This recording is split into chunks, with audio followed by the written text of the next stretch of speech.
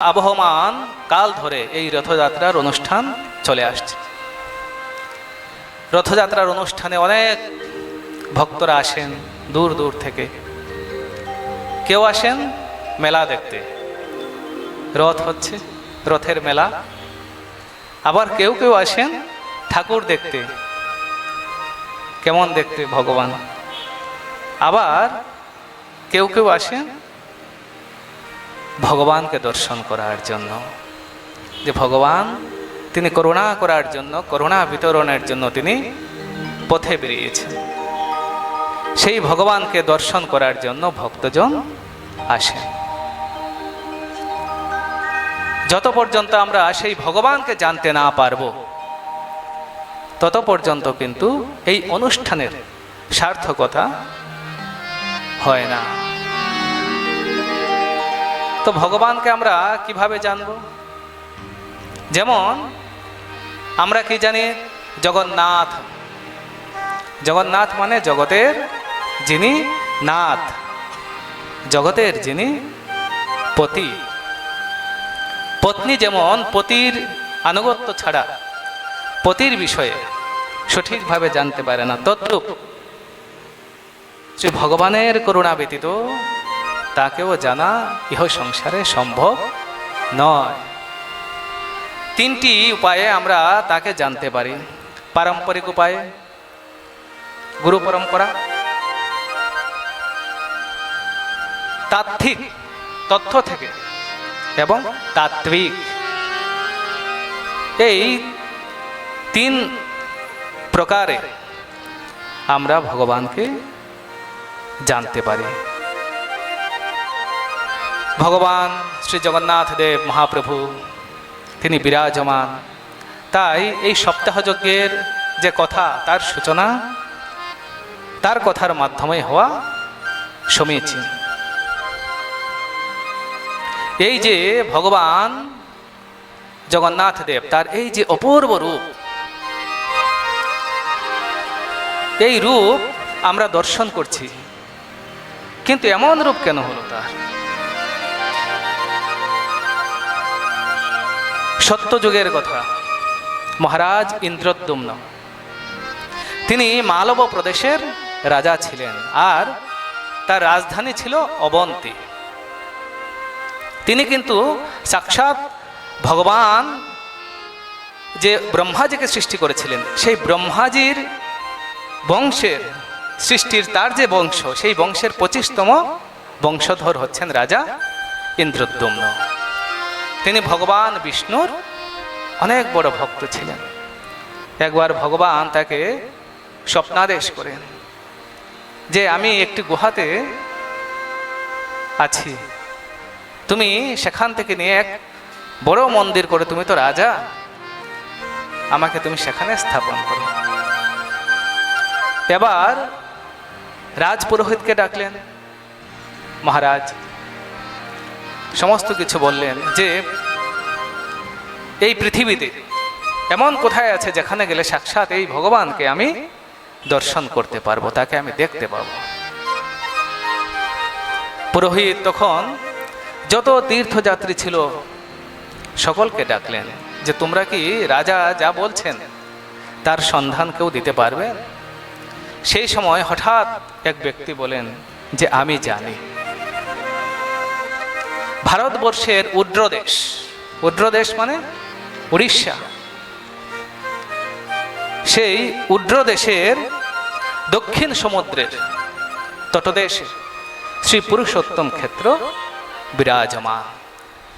সেই পুরুষোত্তম ক্ষেত্রের একাংশে সবুজ ঘন অরণ্যতে বেষ্টিত নীলগিরি পর্বত রয়েছে।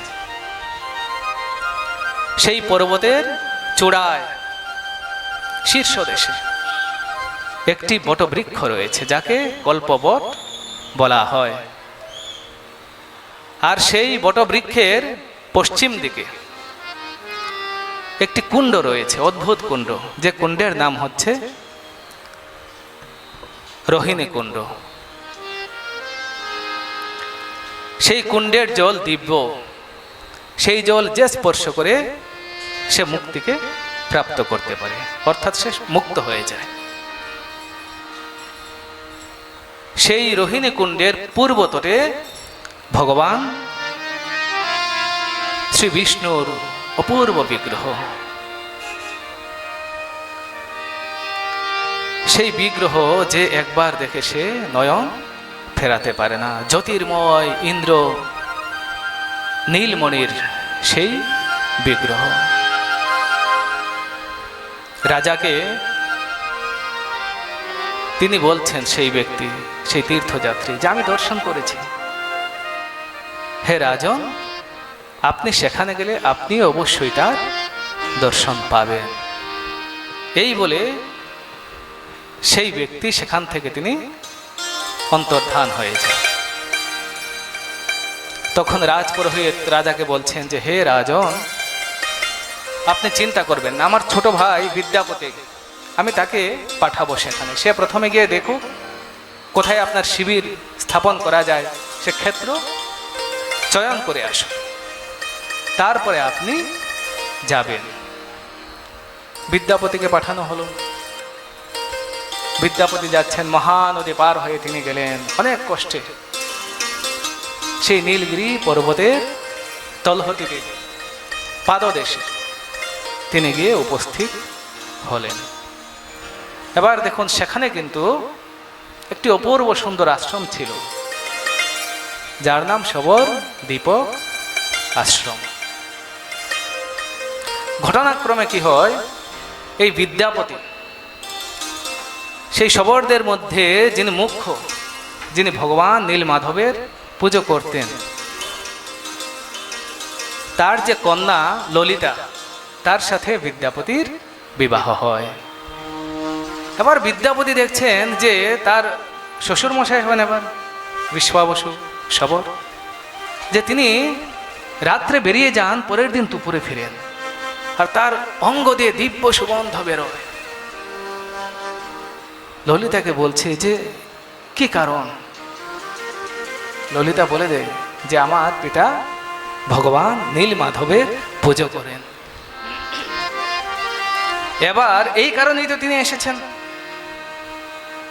তিনি অনুরোধ করেন বিশ্বাবসু শবরকে যে তিনি যেন বিদ্যাপতিকে নীলমাধবের দর্শন করান, কিন্তু তিনি রাজি হন না, যে না, এটা সম্ভব নয়। পরবর্তীতে তার পত্নী ললিতা, সে যখন তার পিতাকে অনেক করে বলল, তখন সে বিশ্বাবসু শবর সে মেনে নিল, কিন্তু একটি শর্ত আছে। কি শর্ত? যে চোখ বেঁধে নিয়ে যাব। বিদ্যাপতি তাই মেনে নিলেন, কিন্তু তার পত্নী খুব বুদ্ধিমতী ছিলেন। তিনি বিদ্যাপতির এই যে যোজনা, কেন তিনি এসেছেন তিনি জানতেন। তিনি অনেকগুলো সর্ষে বিদ্যাপতিকে দেন, একটি পুটুলিতে বেঁধে দেন, যে আপনি যখন যাবেন তখন সেই সর্ষে বীজ আপনি ফেলতে ফেলতে যাবেন।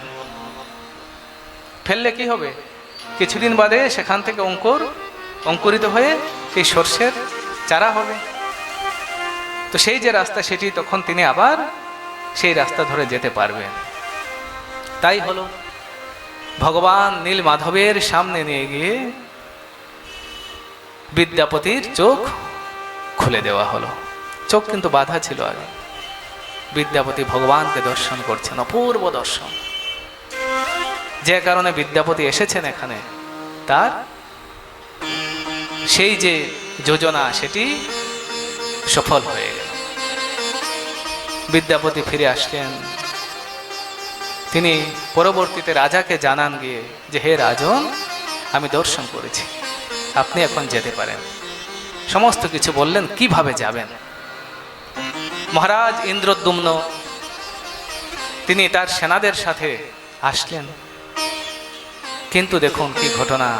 তিনি গেলেন সেখানে, ভগবান নীলমাধব তিনি আর সেখানে নেই, তার দর্শন পেলেন না তিনি। রাজন তখন তিনি বললেন, যদি আমি ভগবানের দর্শন না পাই, এই শরীর রেখে আমার আর কোনো লাভ নেই। তিনি ব্রত নিলেন, কি সংকল্প করলেন যে ভগবানের দর্শন না পেলে আমি আর অন্ন জল কিছুই গ্রহণ করব না।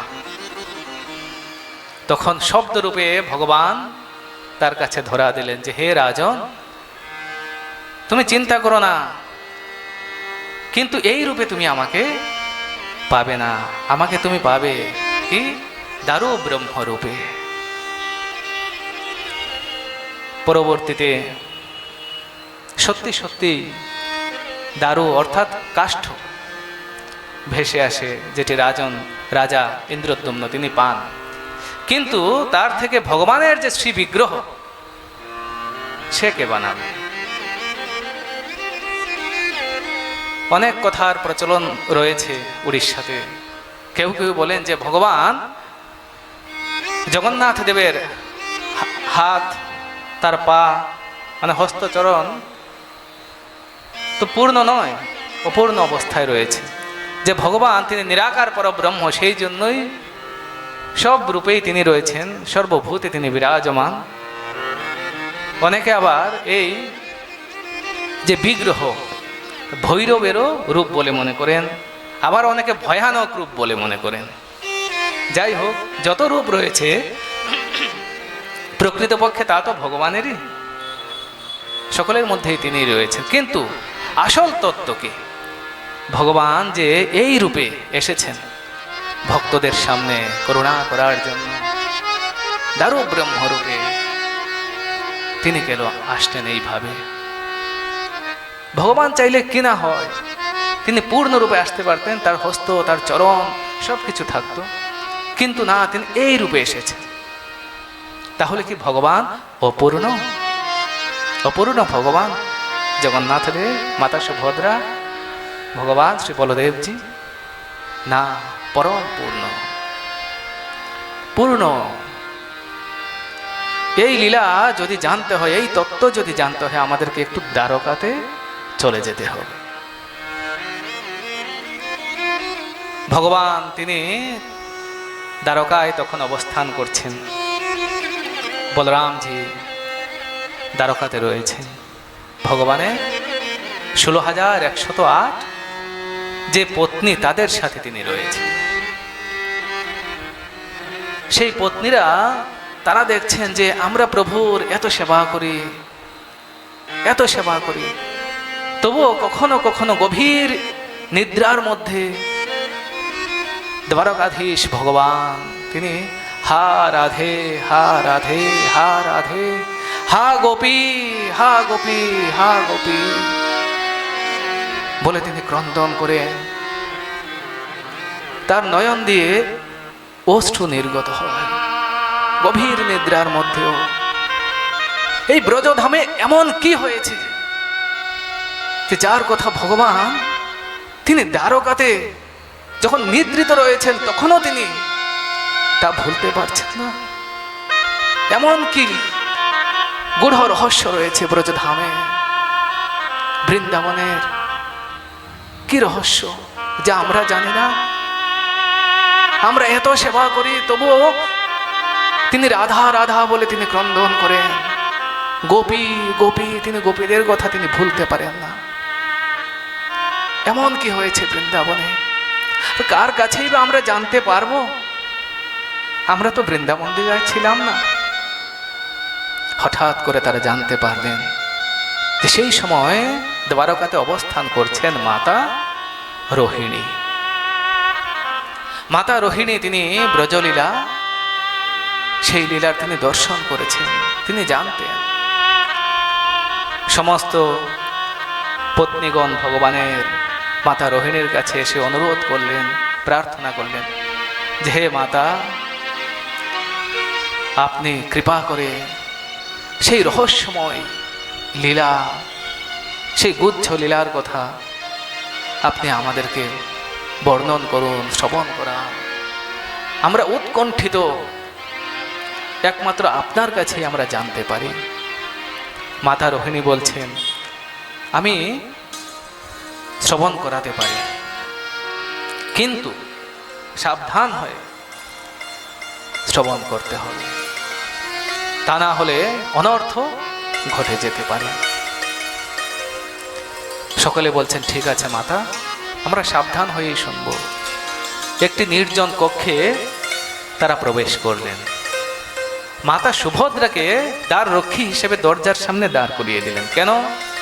যদি কৃষ্ণ বলরাম এদিকে আসে তুমি সাথে সাথে ইশারা করবে, তখন আমি এই লীলা শ্রবণ করানো বন্ধ করে দেব, তা না হলে অনর্থ হয়ে যাবে। মাতা রোহিণী তিনি শ্রবণ করাচ্ছেন ব্রজলীলার কথা। কি অপূর্ব লীলা! শ্রবণ করাতে করাতে সেই যে লীলা, শ্রী শ্রীমতী রাধারানীর বিরহ দশা, গোপীগণের সেই বিরহ দশা, সেই বিরহ দশার কথা যখন তিনি বর্ণনা করছেন, সমস্ত যে ভগবানের পত্নীগণ ছিলেন তারাও নিজেদের মধ্যে নেই। আর দ্বার রক্ষী হিসেবে কে ছিলেন? মাতা সুভদ্রা। তার কর্ণেও কিন্তু সেই লীলা প্রবেশ করছে। যেই প্রবেশ করেছে তখন মাতা সুভদ্রা তার বাহ্য গিয়া চলে গেছে। তিনি জানেন না কে আসছে কে যাচ্ছে, তিনি সেই লীলার মধ্যে ডুবে গেছে। সেই অষ্ট সাত্ত্বিক যে মহাবিকার, মহাভাবের উদয় হয়েছে তার মধ্যেও। ভগবান অন্তর্যামিক, তিনি কি জানেন না কোথায় কি হচ্ছে? তিনি জানতে পারলেন। তিনি কিন্তু রাজসভায় বসেছিলেন বলরামজির সাথে, কিন্তু তিনি জানতে পারলেন যে মাতা রোহিণী তিনি ব্রজলীলার কথা বর্ণনা করছেন। কৃষ্ণ বলরাম ছুটে আসলেন। যে ব্রজলীলার কথা যেখানে বর্ণনা হয় সেখানে ভগবান তিনি লালায়িত হয়ে থাকেন সেই লীলার কথা শ্রবণ করার জন্য। তিনি ছুটে আসলেন, এসে মাতা সুভদ্রার দুদিকে দুজন দাঁড়িয়ে পড়লেন।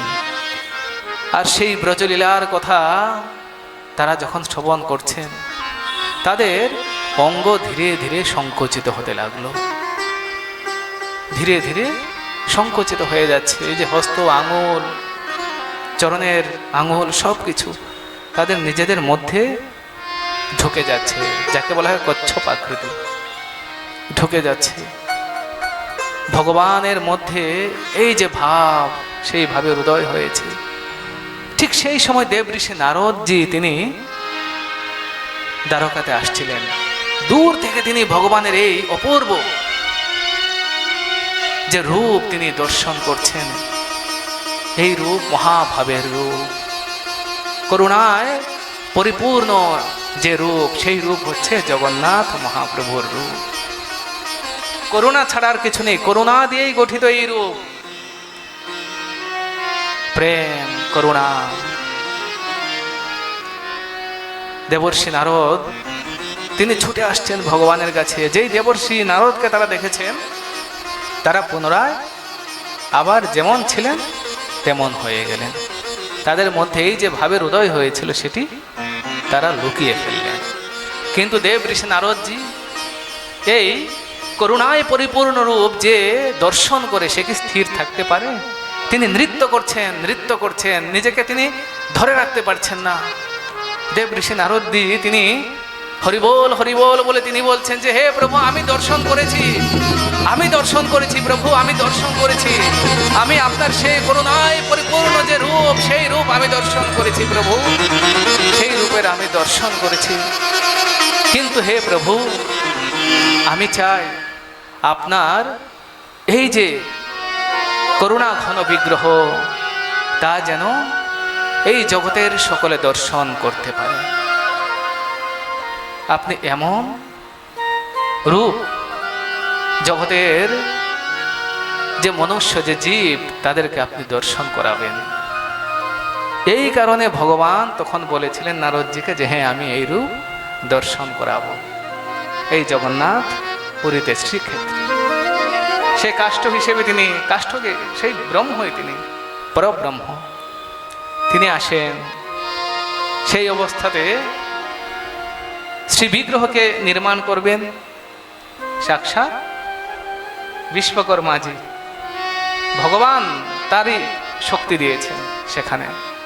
তিনি সূত্রধরের রূপে আসলেন, বৃদ্ধ, এবং বলছেন যে দেখুন, আমি এখানে তো প্রবেশ করবো এই কক্ষে, কিন্তু কেউ যতদিন পর্যন্ত আমি নিজে থেকে বেরিয়ে নিয়ে আসবো, কেউ কিন্তু আপনারা আমাকে ডাকবেন না।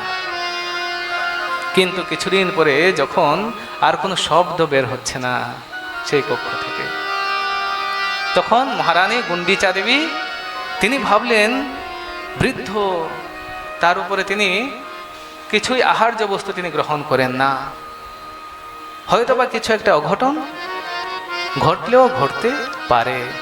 রাজাকে বললেন, কিন্তু রাজা রাজি হলেন না। পরবর্তীতে রানীর তিনি যখন বললেন যে না, দরজা খুলতেই হবে, তখন রাজা রাজি হলেন, দরজা খুললেন। খোলার পরেই জগন্নাথ দেবের এই যে রূপ আপনারা দর্শন করছেন, এই রূপেই জগন্নাথ দেব তিনি প্রকটিত হলেন। আর সেই বৃদ্ধ সূত্রধরকে আর কিন্তু দেখা গেল না। এই যে ভগবানের প্রথম যিনি প্রতিষ্ঠা করেন সাক্ষাৎ ব্রহ্মাজি, তিনি এসেছিলেন। তো এই রূপ, এই অপূর্ব রূপ, এই রূপ হচ্ছে করুণা ঘন রূপ ভগবানের। যত রূপ রয়েছে ভগবানের, এত করুণা অন্য কোনো রূপে আপনি প্রাপ্ত করতে পারবেন না।